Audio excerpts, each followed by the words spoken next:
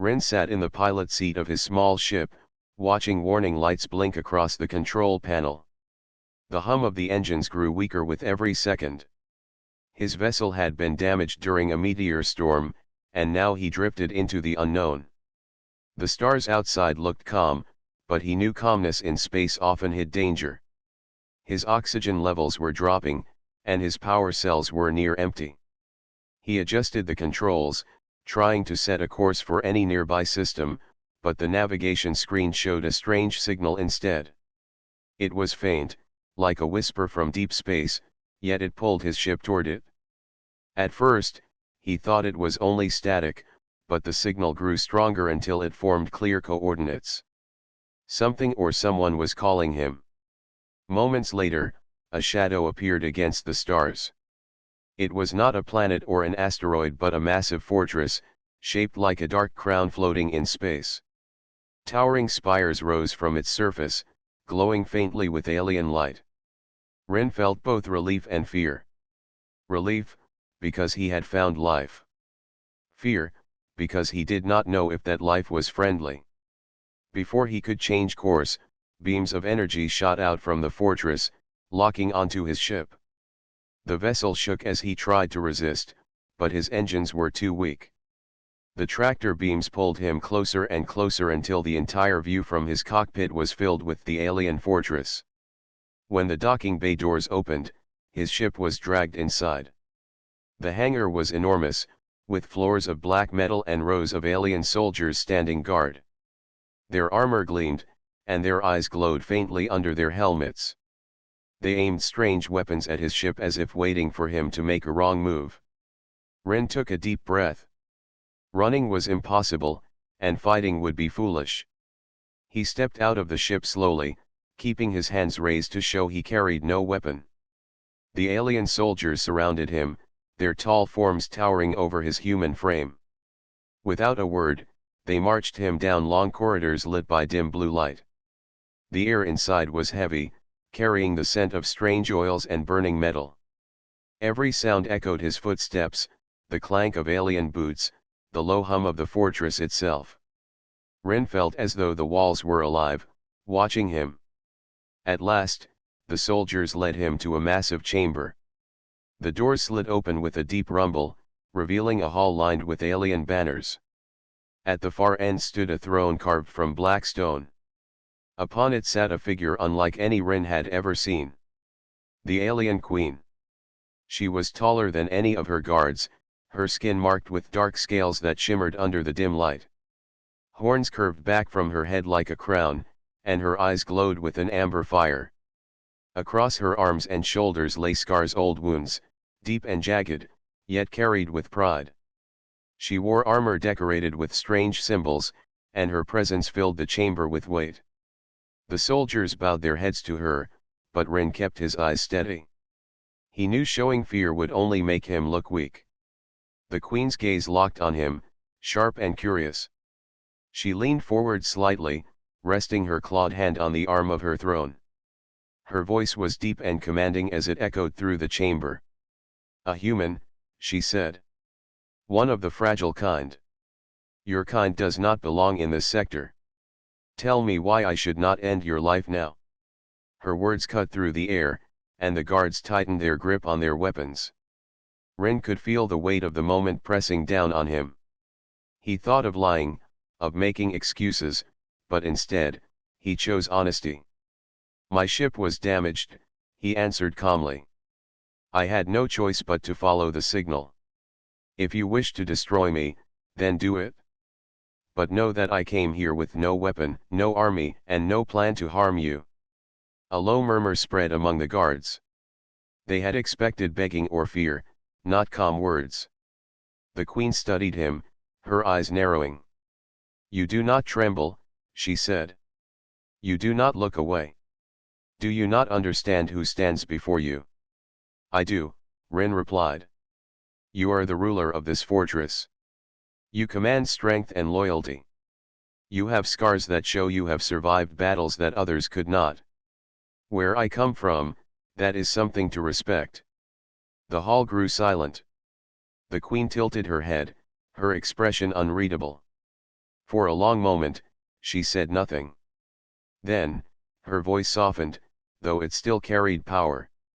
"Why do you look at me as if I am beautiful?" she asked.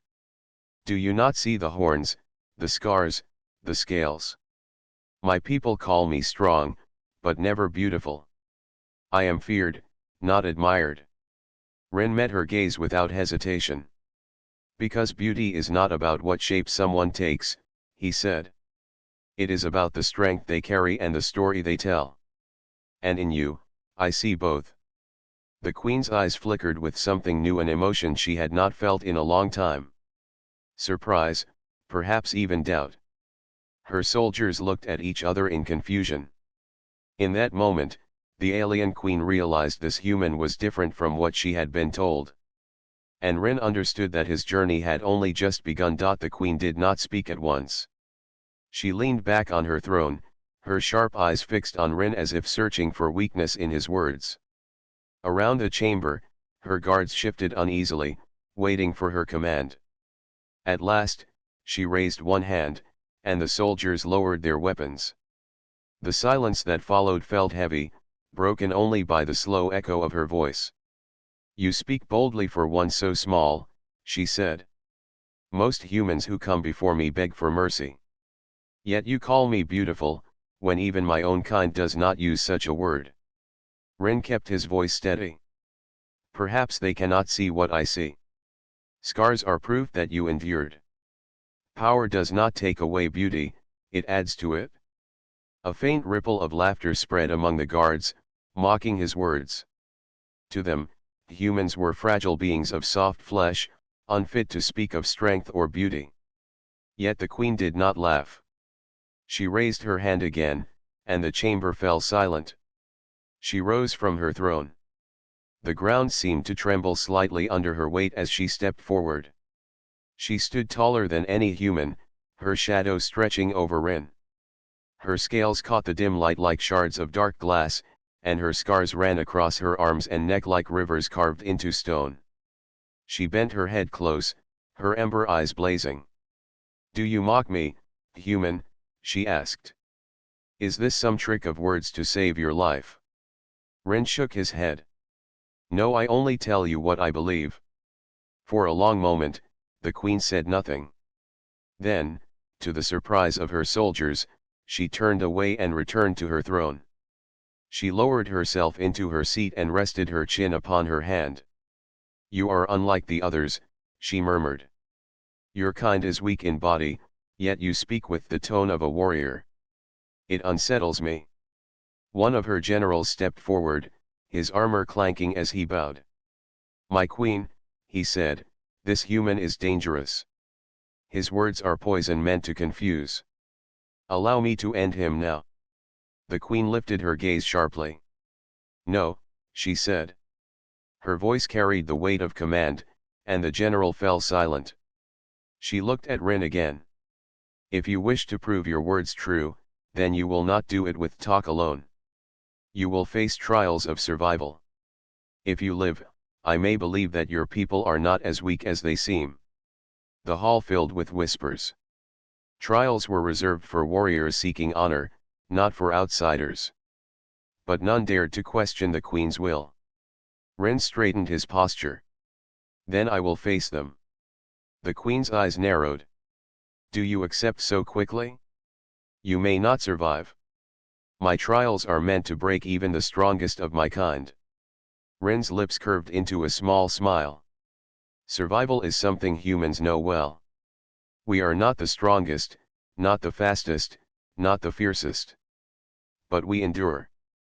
That is why I will try."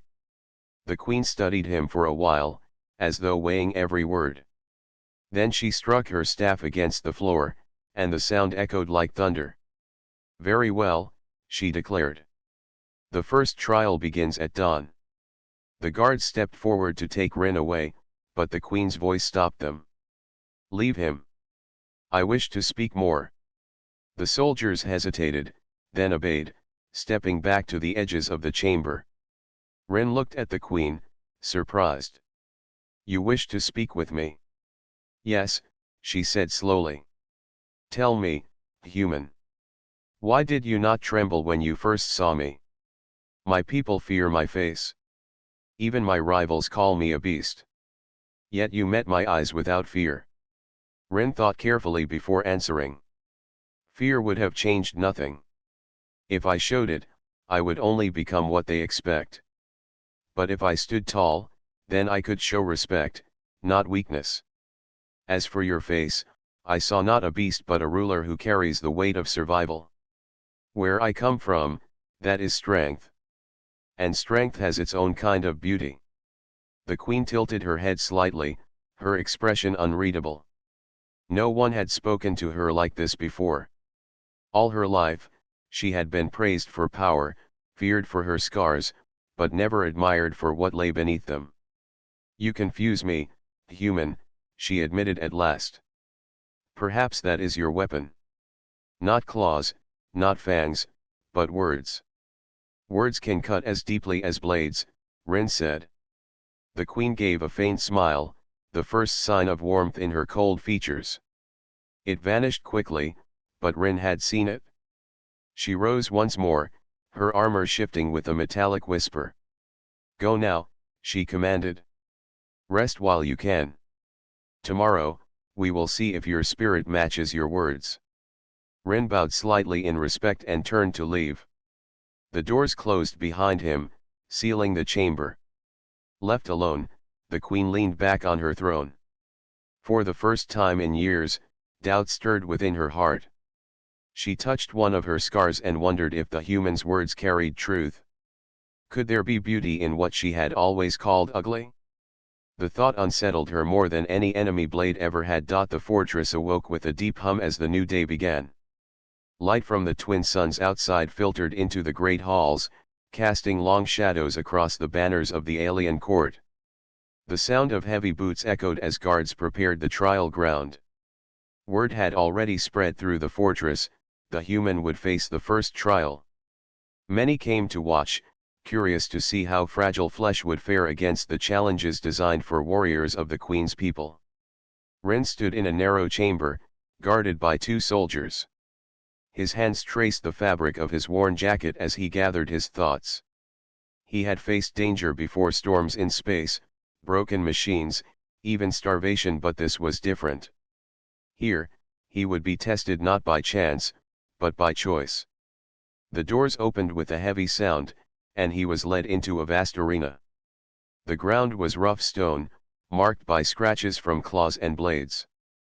The walls rose high, lined with torches that burned with pale blue fire.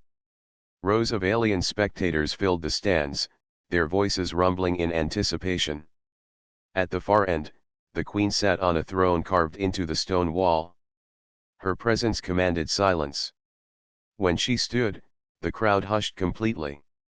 Human, she said, her voice carrying across the arena, today you face the first trial.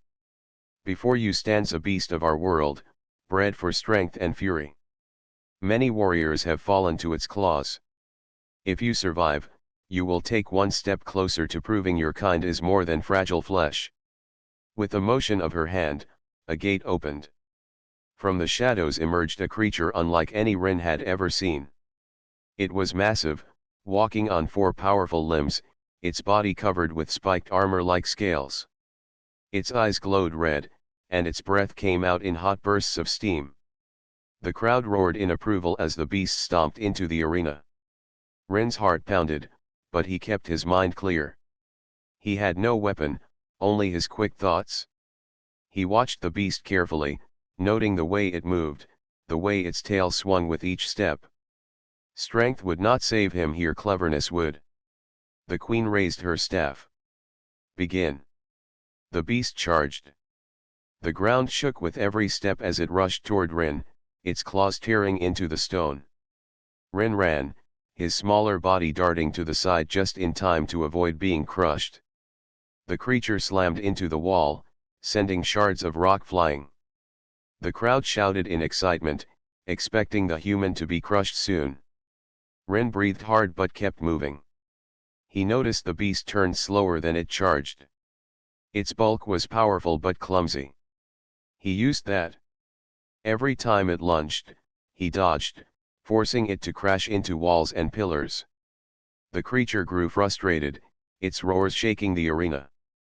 The queen watched silently, her eyes narrowing.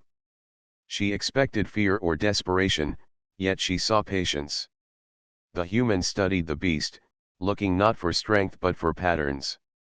After several charges, Ren saw his chance. One of the broken pillars leaned dangerously, its base cracked from the beast's earlier strike. If he could lure it into hitting that spot again, the pillar might fall. He ran toward it, waving his arms, shouting loudly to catch the beast's attention. The creature roared and followed, its massive head lowering for the strike. At the last moment, Ren dove aside. The beast slammed into the cracked stone, and the pillar gave way. With a heavy crash, it collapsed onto the creature's back, pinning it against the wall. The arena shook with the impact. Dust rose into the air. The beast roared in rage, thrashing to free itself, but the weight held it down. Ren stood a safe distance away, breathing hard, his chest rising and falling with each breath. The crowd fell silent.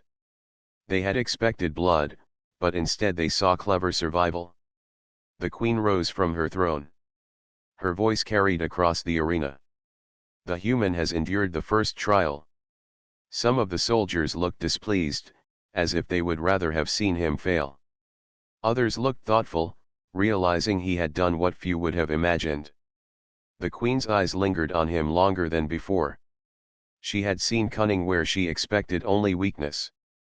Ren bowed slightly in respect, though his body trembled from exhaustion. He had survived the first challenge, but he knew there were more to come. The queen raised her hand, and the gate opened again. Guards entered the arena to control the beast and clear the stone. Ren was led away, his steps slow but steady. In the quiet of the halls, one guard spoke to another in disbelief. He has no claws, no armor, yet he survived. Perhaps the queen was right to test him.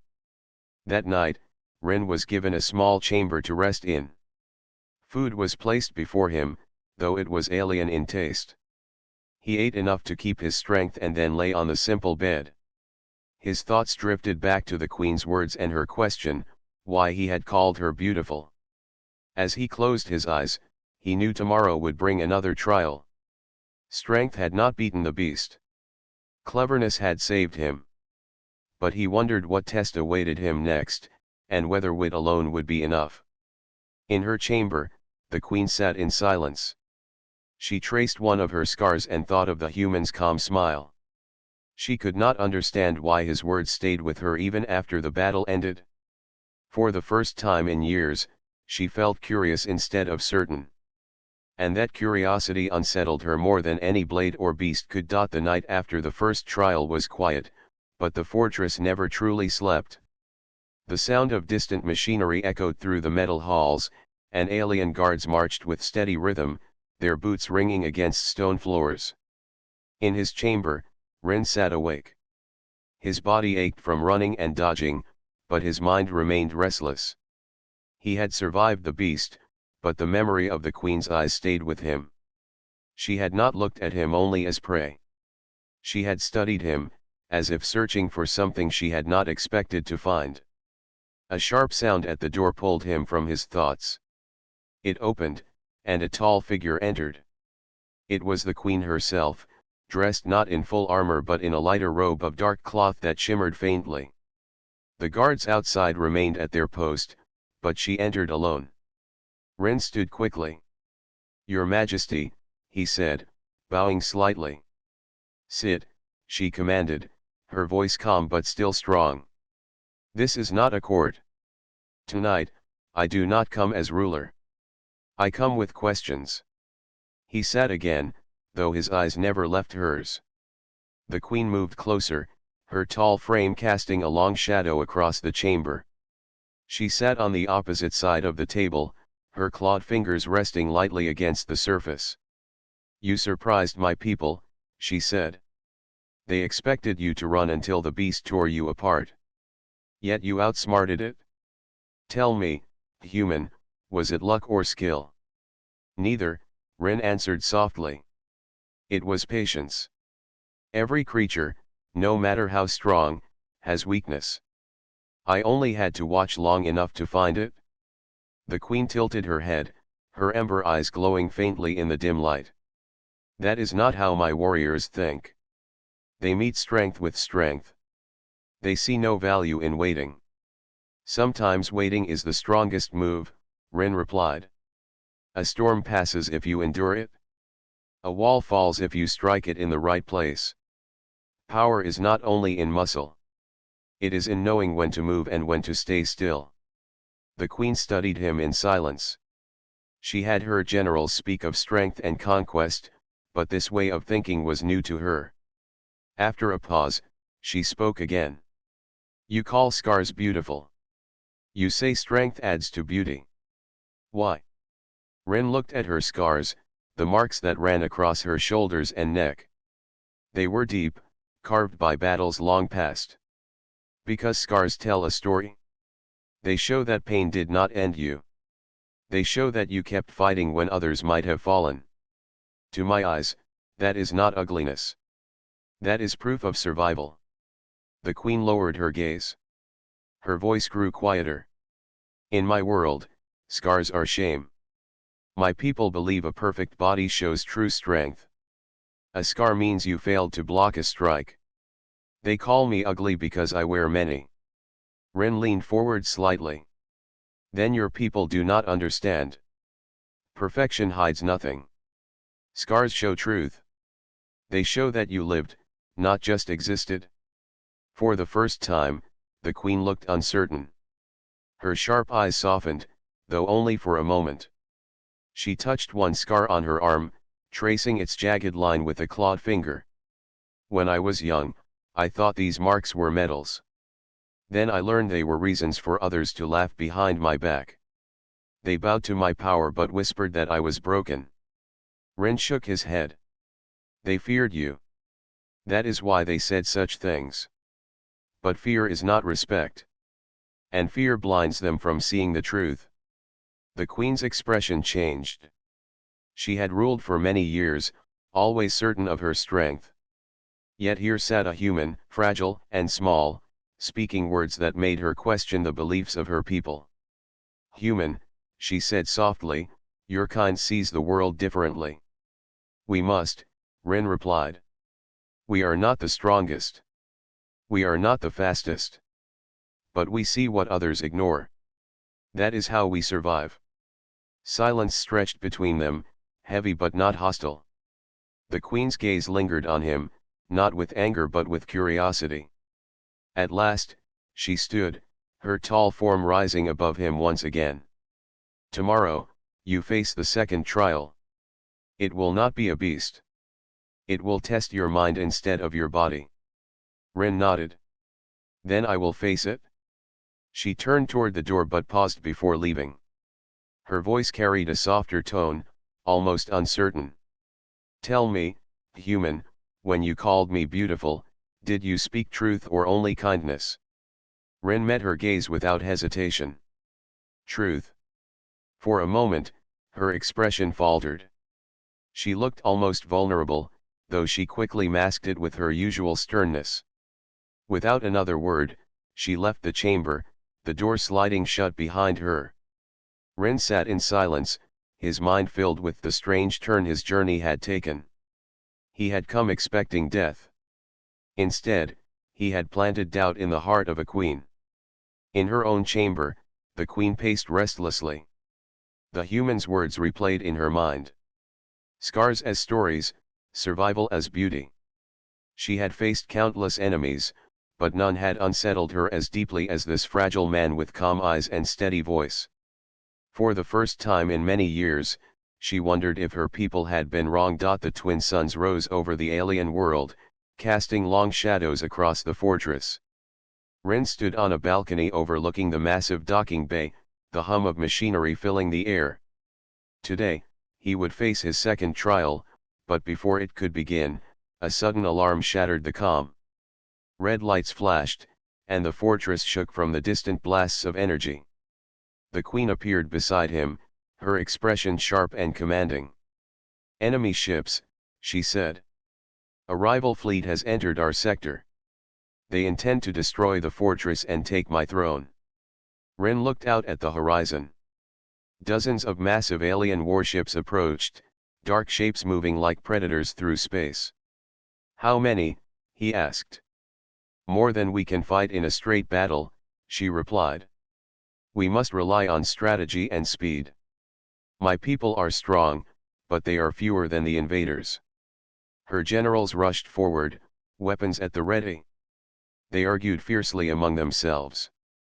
We cannot win. Retreat, my queen. We should save our lives and ships. Vera's amber eyes flared with anger. Cowards, she roared. We do not flee. We fight to defend this fortress and all who live within it. The generals fell silent, knowing they could not argue with her resolve. The queen turned to Rin, her expression unreadable. Human, will you stand with us? You fought bravely against the first trial, yet these are not exercises. They are war. Rin took a deep breath. He had no weapons like theirs. His body was not designed for combat against such machines. Yet he did not hesitate. I will help, he said. I may not have strength, but I can find ways to turn this battle to your favor. Vera studied him carefully. Very well. You may guide our forces. Rin quickly moved to the command room. Holographic screens displayed the approaching enemy ships, their positions and trajectories marked in red. He studied the formation, noting weaknesses and patterns. They are fast, he said. But they move in predictable lines. If we can lure them into the narrow asteroid field nearby, our ships can trap them. Their size will slow them down, and we can attack from all sides. A general frowned. It is risky. Many of our ships could be destroyed. Sometimes risk is necessary to survive, Rin said. If we wait and fight them head-on, we will lose everything. But if we use the terrain to our advantage, we can win. Vera nodded slowly. Do it, she commanded. Show me what your human mind can do. Rin coordinated with the pilots. He instructed smaller ships to act as decoys, drawing the enemy toward the asteroid field. Larger ships hid in ambush positions, ready to strike when the fleet was trapped. The strategy required perfect timing and trust from every soldier. The enemy fleet arrived, massive and menacing. They fired first, energy blasts tearing through space. Rin's heart pounded, but he focused on the plan. The decoy ships darted forward, leading the enemy into the narrow passage between asteroids. As predicted, the larger warships followed, crashing against rocks and slowing down. Vera's warriors struck with precision. Turrets fired from hidden positions, and small fighters attacked from above and below. The enemy fleet panicked, trying to escape, but the trap held. One by one, their ships were disabled or destroyed. The alien soldiers cheered as their enemies fell into Rin's carefully designed ambush. Amid the battle, Rin spotted a small squadron trying to flank the fortress. He alerted Vera, and she led a counter-attack personally, her massive ship cutting through enemy fighters like a blade. Despite being far larger and slower, her presence inspired her soldiers to fight with courage and determination. After hours of battle, the enemy fleet retreated. The fortress stood, battered but undefeated. The Queen landed on the surface, surveying the damage. Fires burned in the docking bay, and many smaller ships were lost, but the heart of her fortress remained intact. She turned to Rin, her expression a mixture of relief and respect. You were right, she said. Strength alone would not have saved us. Your ideas, your courage, your mind, these were the weapons we needed. Rin shook his head. Your people fought bravely. I only helped guide them. Humans survive by thinking differently, but we still need courage to act. The Queen studied him silently.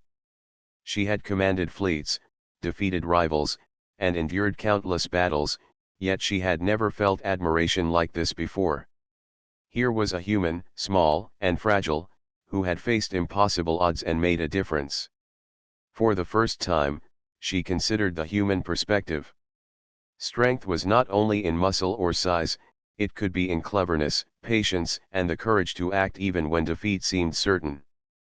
The soldiers whispered among themselves, amazed that a human had helped turn the tide of battle. Even Vera's generals, who had doubted him at first, nodded in quiet respect. That evening, the queen summoned Rin to her chamber. She no longer looked at him as an outsider. Instead, her ember eyes were curious, searching for more than his strength or skill. "Human," she said, her voice softer than usual, "you have done what I did not expect. You have proven that your kind is more than fragile flesh. You may face the next trial with my permission, but know this, you have already left an impression here that will not fade." Rin smiled faintly. "Thank you, Your Majesty. I hope the next trial is not a fleet of enemies." The queen allowed herself a faint smile in return. "It will test your mind and heart, not your strength. But perhaps it is harder than any battle." As night fell over the fortress, the twin suns' glow faded, and the stars began to shine. Rin stood on the balcony once again, looking out at the calm space beyond. He had faced the first real test of war and survived. But he knew the trials were not over. Something deeper awaited him, a challenge not of speed or cleverness, but of understanding and connection. The fortress trembled under the roar of alien engines as Rin prepared for the most dangerous trial yet. The rival fleet had returned, larger this time, determined to break the queen's rule. Yet the human did not panic. He had survived traps, beasts, and strategy tests. Now, he would face a battle that required both courage and intellect.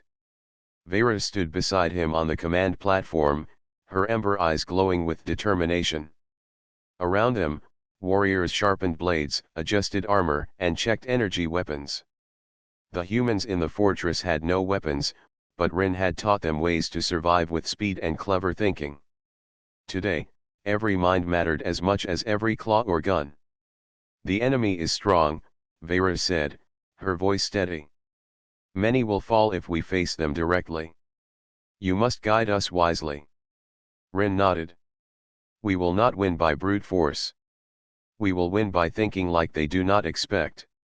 He moved quickly to the holographic battle map. Red markers showed the approaching enemy fleet. He studied their formation. The enemy assumed the fortress would defend in straight lines, as they always had. Rin's plan would use misdirection, traps, and hidden attack positions to turn their strength against them. "Divide the ships," he instructed. "Send smaller fighters to lure them closer. Hide larger ships in the asteroids. We will attack from 3 sides at once. Timing must be perfect." The queen watched, her expression hard. "And you, human?" "I will move among the ground forces," he replied. "Their weapons may be stronger, but their tactics are simple. I will show them where to strike and when to fall back. Every decision counts." The alien soldiers exchanged worried glances. Humans were small and fragile. Yet Rin's calm gave them confidence, and Vera nodded, signaling the start of the plan. The enemy fleet attacked with sudden force. Energy beams tore through the void, and smaller ships crashed against debris as the decoy fighters led them toward the asteroid field. The larger enemy ships followed, slowed by the rocks and unable to maneuver quickly. Rin ran along the fortress corridors, shouting directions to the ground forces. "Move left. Trap the rear. Watch the energy conduit." Soldiers adjusted, quickly following his instructions. Even without armor, Rin's knowledge kept them one step ahead of danger. Vera led the main strike from her flagship. Her presence inspired warriors. She sliced through enemy fighters, her claws and blades faster than any machine could anticipate. Around her, her soldiers fought with renewed energy, striking with precision and confidence. Despite the chaos, Rin stayed calm. He spotted a group of enemy ships attempting a flank. Using small ships and hidden mines, he lured them into a trap. Energy blasts erupted from all sides, disabling the enemy ships. The soldiers cheered as each maneuver succeeded. Hours passed. The battle raged, with explosions lighting the void like storms of fire. Many soldiers were injured, and parts of the fortress sustained damage, but the human strategies held. He moved from one command point to another, keeping soldiers coordinated and enemies trapped. Finally, the enemy fleet faltered. Their lines broke, their commanders panicked, and one by one, they retreated into space, defeated but alive. The Queen's forces had held, not only because of strength but because of courage, intelligence, and teamwork. When silence returned, the fortress shook slightly from the aftermath. Smoke rose from damaged ships, and injured soldiers were tended to by medics. Ren leaned against a wall, exhausted but alive. Vera approached him, her armor scorched, her body marked with bruises and cuts. Yet her eyes were bright, filled with respect and something else, a feeling she had not recognized before. "Human," she said softly, "you fought alongside us and guided us to victory. Many would have doubted your kind, but you have proven the opposite. You are not fragile. You are strong in ways my people cannot always understand." Ren shook his head. "Your people are strong, too. I only helped them see what was already there. You led them bravely. I could only guide." The Queen studied him in silence. No one had ever spoken to her with such calm courage. No one had ever moved her people with words, direction, and cleverness instead of raw power. For the first time, she understood what humans could bring to a battle, even when their bodies were small. The soldiers gathered around, bowing slightly in respect. Even the Queen's generals, who had doubted him, nodded silently. Ren had not only survived but had saved the fortress. That evening, the Queen summoned Ren to her private chamber. She did not wear armor this time, only a dark robe. Her ember eyes searched his, full of curiosity and unspoken questions. "You have done more than survive," she said quietly. "You have shown me that courage and intelligence can overcome strength. You have shown me something my warriors cannot always see." Ren smiled faintly. "And you have shown me that even the strongest can doubt, can learn, and can trust someone unexpected. That is why I stayed calm, even against the beast and the fleet." The Queen paused, her hand resting lightly on a scar across her arm. "Perhaps there is truth in what you said before. Perhaps beauty lies not in perfection, but in courage, survival, and the will to act even when odds are against you." Ren nodded. "I believe that is true. And I believe your strength shows it." For the first time in years, the Queen allowed herself a small, genuine smile. She had faced enemies, fought wars, and survived countless challenges, yet this fragile human had opened her mind in ways no battle had ever done. Outside, the fortress rested under twin suns fading into night. Stars sparkled beyond the walls, silent witnesses to the courage of one human and the awakening of a queen who had begun to see strength, survival, and beauty in unexpected places. The battlefield was quiet now. Smoke rose from broken ships, and the fortress bore the marks of the fierce struggle it had survived. Soldiers moved carefully among the debris, helping the wounded and repairing damaged machinery. For the first time in days, the Queen allowed herself a moment of calm. Ren walked through the courtyard, his steps careful but steady. His body ached from the long fight, but his mind was alert. He had faced beasts, tests, and fleets of enemies, and survived every challenge. Yet he knew the greatest trial had already begun, not against monsters or warships, but against the hearts and minds of those around him. The Queen emerged from her private chambers, her posture strong despite the bruises and cuts that marked her body.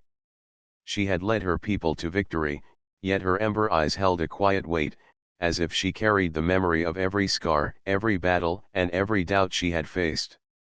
"Human," she said, her voice steady but softer than usual, "you have done what no one expected. You have survived, guided, and inspired. You have faced trials that would have broken many warriors, yet you remain calm and unwavering. Rin bowed slightly. Your Majesty, it was your people who fought bravely. I only guided them when I could. Humans survive by thinking differently, but it is courage that allows us to act on those thoughts. The Queen studied him silently. Her gaze moved over his small, human frame and then returned to his calm eyes. For years, she had faced enemies stronger and faster than herself. She had always believed that strength and scars defined who she was. Yet here was a human who saw beyond that, someone who looked at her and saw not fear or ugliness, but survival, courage, and beauty in unexpected forms. You called me beautiful, she said finally, her voice almost a whisper. I do not feel beautiful. My people fear me, and I see only scars, wounds, and failures. Why do you call me beautiful? Rin met her gaze without hesitation. Because beauty is not only in appearances. It is in strength, in survival, in the courage to face what others cannot. You carry all of that. That is why I call you beautiful. For a long moment, the Queen was silent. She traced one of her scars with a clawed finger, remembering battles that had left her broken and alone. Yet the human's words lingered, like a warm light in the darkness. She realized that perhaps beauty was not what her people said it was. Perhaps it was something deeper, something that lived in the heart and mind, in the will to act even when defeat seemed certain. You see things differently, she said softly. No one has ever looked at me this way. I see what is true, Rin replied. You are strong, wise, and brave. You survived enemies, war, and doubt. Those are the things that matter. The Queen lowered her gaze, a faint smile brushing her lips. It was small, almost shy, but genuine. Perhaps you are right. Perhaps beauty lies in what someone carries within. Rin smiled back, simple and calm, not with arrogance but with understanding. I believe it does. And I believe you have it in abundance. Around them, the fortress began to heal. Soldiers worked side by side, inspired by the courage of both their queen and the human who had helped guide them. Even the generals, who had doubted Rin, now acknowledged his wisdom and bravery. His actions had proven that strength alone does not win battles. Courage, intelligence, and heart do as much, if not more. The Queen took a deep breath, her mind filled with new thoughts. For the first time in years, she felt seen, not for power, not for scars, but for who she truly was. And she realized that humans, though small and fragile, could show the kind of courage and insight that changed even the strongest hearts. Human, she said, her voice steady, you have taught me something I will not forget. You have shown me the truth about strength, survival, and beauty. I do not feel ugly anymore. I see now that my scars tell a story of endurance and courage, not shame. Rin nodded, his calm smile steady. And that story is what makes you beautiful. For the first time, the Queen allowed herself to laugh softly, a sound that echoed like music through the courtyard. She had faced armies, beasts, and trials beyond imagination, yet it was the simple, honest perspective of one human that changed her view of herself and the world. The sun dipped below the horizon, casting golden light across the fortress. Soldiers returned to their duties with renewed energy, and the human and the Queen stood side by side, looking out at the stars beyond. The battle was over, but the bond formed in the trials and the war would last far longer. Rin's journey had begun as survival, but it had become something greater. He had proven that humans, though small and fragile, could endure, inspire, and change even the hearts of the strongest beings in the galaxy. The Queen smiled again, this time fully, with understanding and warmth. In that smile was acceptance, admiration, and a recognition that beauty is more than appearance. It is courage, wisdom, and the spirit to endure against all odds. And in that moment, human and Queen alike understood that together, they had witnessed the triumph of courage, insight, and the human spirit.